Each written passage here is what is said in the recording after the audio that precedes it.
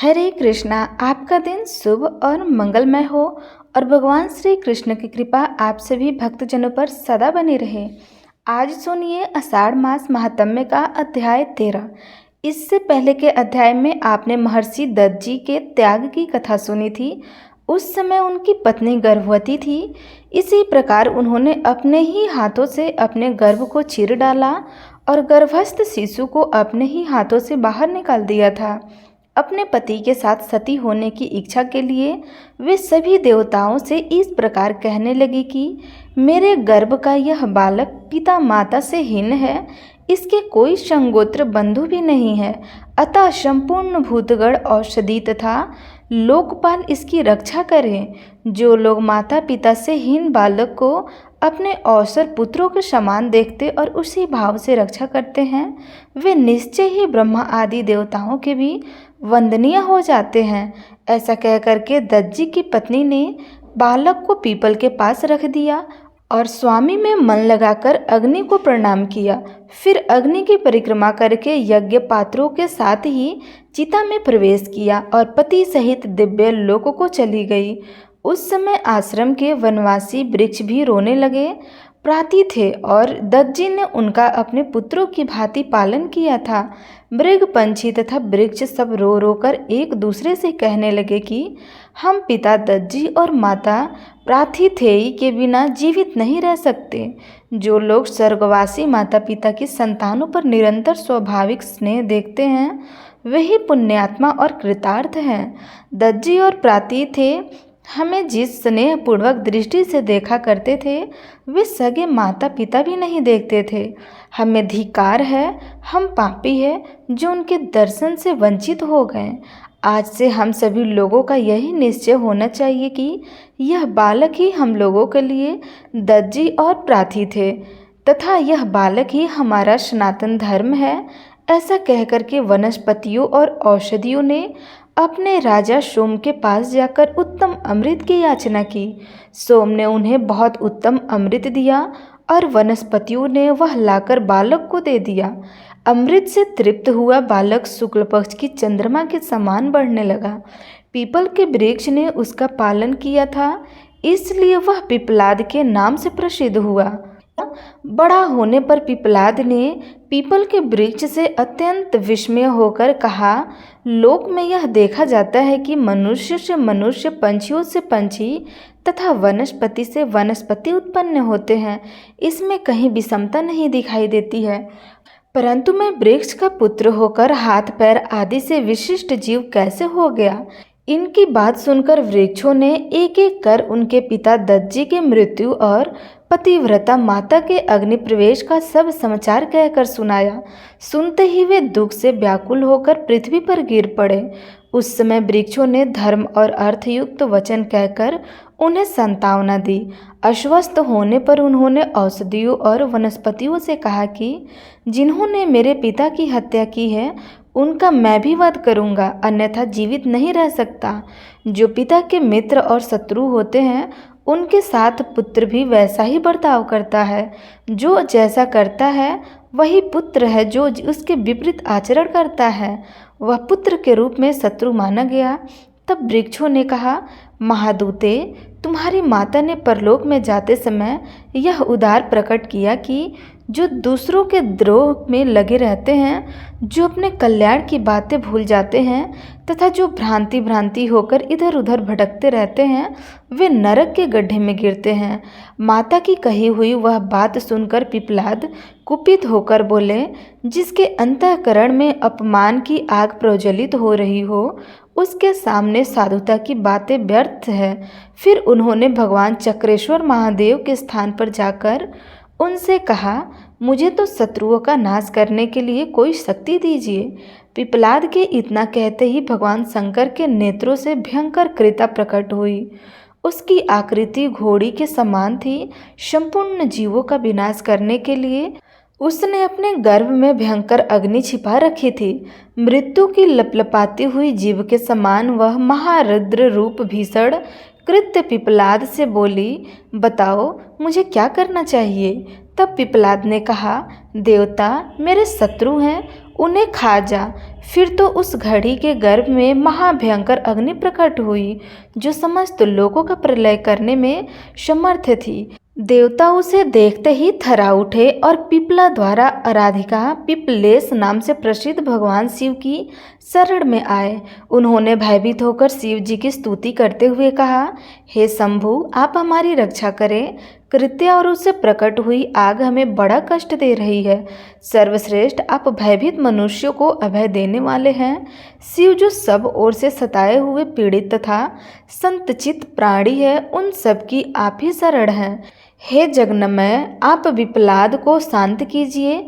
तब बहुत अच्छा कहकर जगदीश्वर शिव ने पिपलाद के पास आकर उससे कहा, बेटा, उनके समान दीन दुखियों का दयामय बंधु कौन होगा?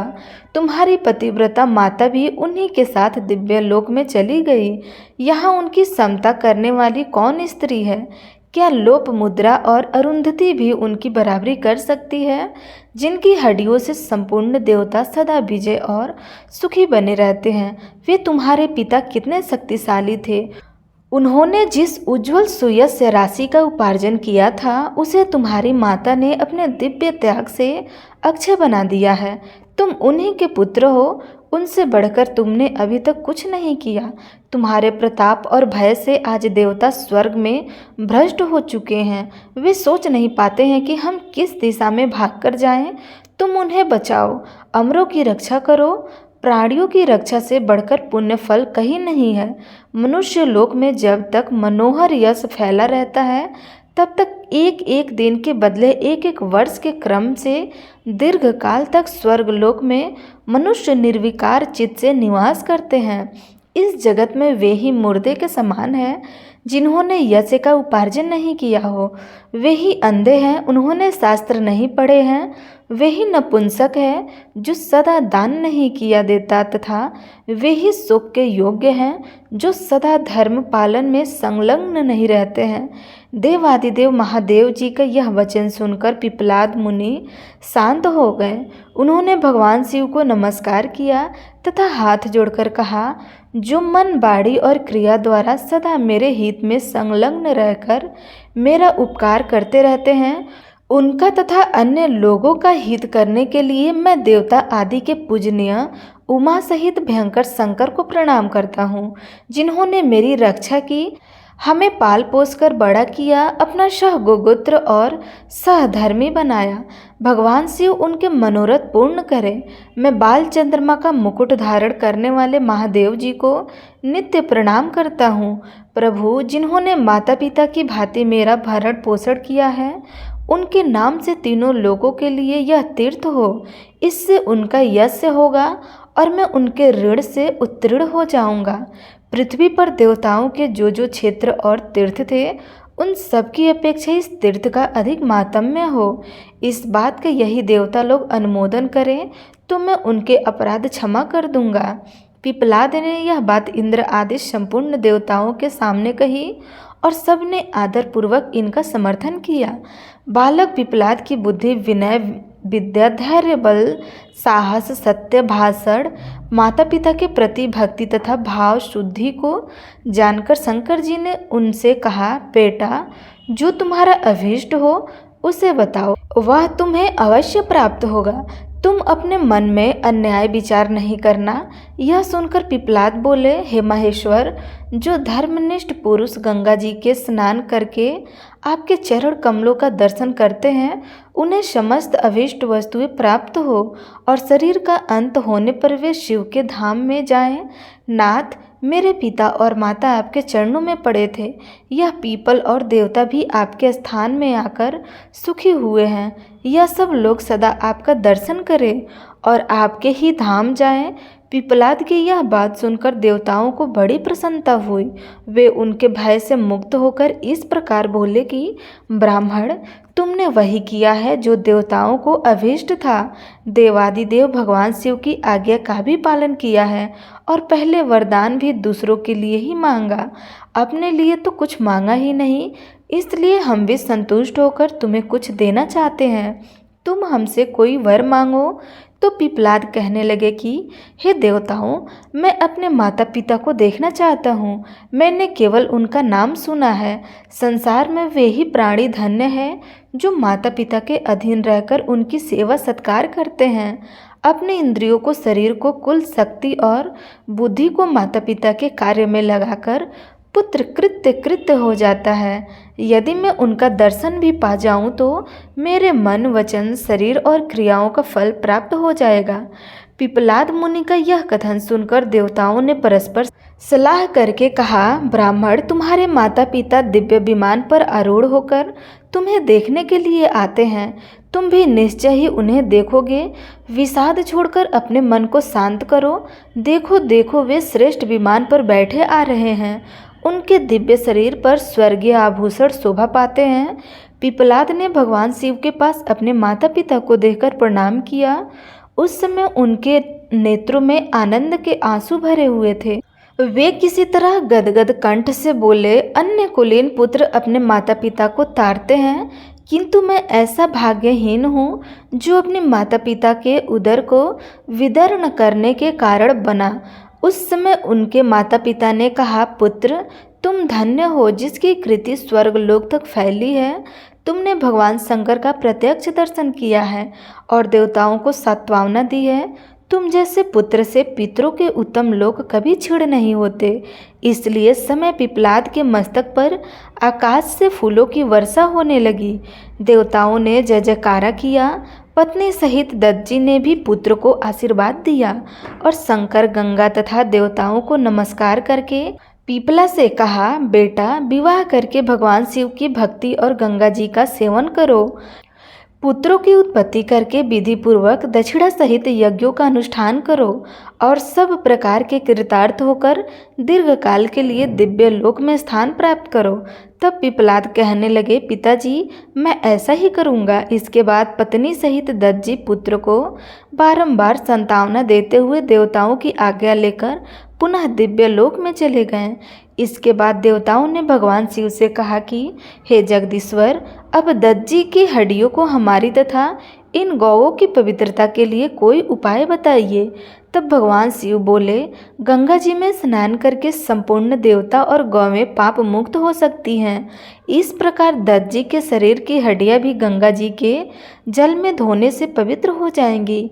शिव जी की आज्ञा के अनुसार देवता स्नान करके शुद्ध हो गए और हड्डियां धोने मात्र से पवित्र हो गए।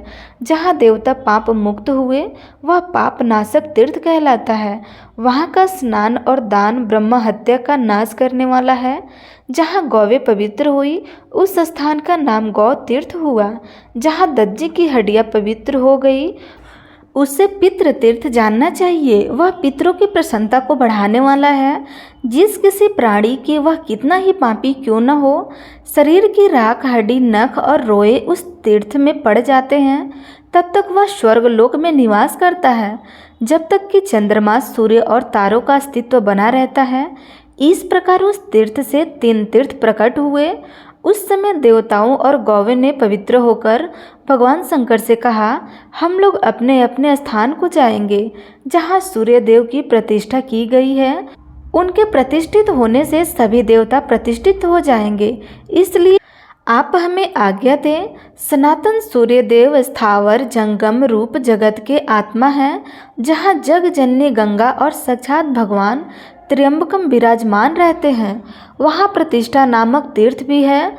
ऐसा कहकर के देवताओं ने पिपलाद से भी अनुमति ली और अपने अपने निवास स्थान को चले गए।